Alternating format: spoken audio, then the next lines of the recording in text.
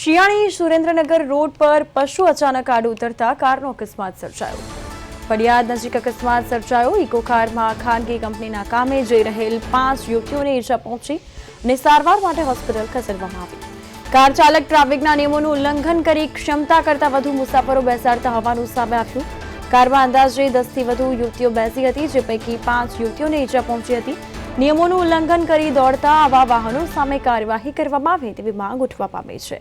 તો શિયાળી સુરેન્દ્રનગર રોડ પર અકસ્માતની ઘટના. પશુ અચાનક આડું ઉતરતા આ કારનો અકસ્માત થયો.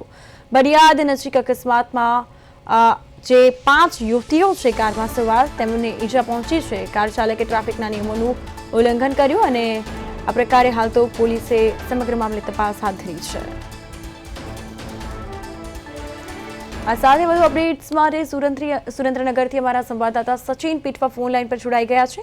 સચિન, શિયાળી સુરેન્દ્રનગર રોડ પર અકસ્માતની આ ઘટના સર્જાઈ છે અને પશુ આડું ઉતરતા ઇકો કારને અકસ્માત નડ્યો. શું અપડેટ્સ?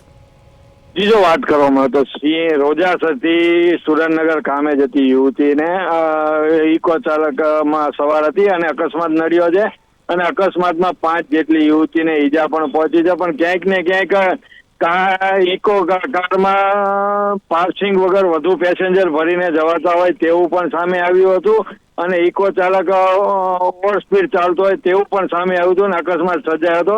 જેમાં 3 થી 3 જેટલી યુવતીને વધુ સારવાર અર્થે લીંબડીથી સુરેન્દ્રનગર પણ ખસેડવામાં આવી છે.